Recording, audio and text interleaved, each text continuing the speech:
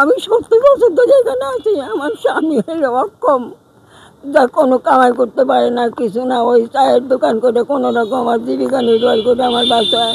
দীর্ঘদিন যাবৎ স্যার আমরা এখানে বসত করতেছি, আমার বাবা করছে, আমার দাদা করছে স্যার। আমরা এই চার দোকান করে এই জীবিকা নির্ভর করি স্যার।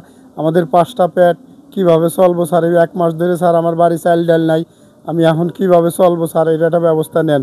আমরা এই সরকারি জায়গায় থাকি স্যার, আমাদের কোনো জমি জাতি নাই, আমাদের কোনো ক্যাশ ক্যাপিটালও নাই। এই ঘরটা যখন ভাঙলাম তখন এই মন্দির কমিটি আসে স্যার আমাদেরকে বাধা দেয়। আমার ঘরটা স্যার ভাঙিয়ে গেছিল, এর আগে কেউ ছিল না, আমরাই ছিলাম।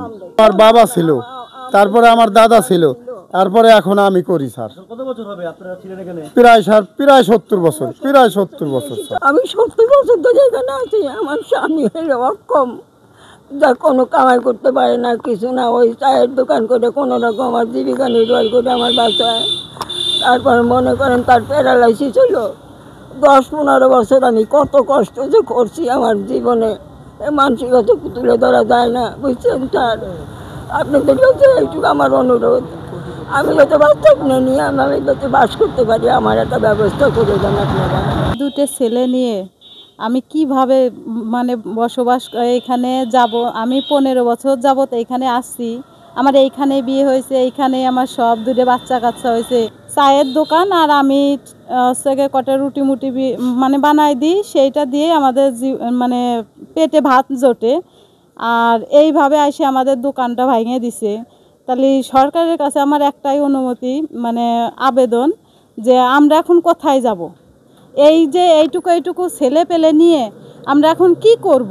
এইখান থেকে যদি আমাদের উঠায় দেয় তাহলে সে তো আমার যে কোনো একটা করে আমাদের দেবে। তাহলে বলেন আমরা কি করব, কি করলে হবে? এই সব খুঁটিমুটি সব এইখানে রাখা আছে, সব এগুলো সব ফুল গাছ লাগাই দিছে এই কমিটির, মন্দির কমিটির লোকজন।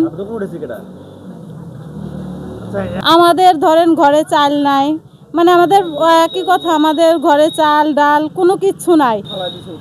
আর আমাদের সব খুঁটি উঠায় কিভাবে দেখেন ঠেলায় দিয়ে গেছে। আমাদের পর কতখানি নির্যাতন করতেছে এরা। আমরা ডিসি অফিসে জানাইছি আর এসিলেন্ট অফিসে জানাইছি।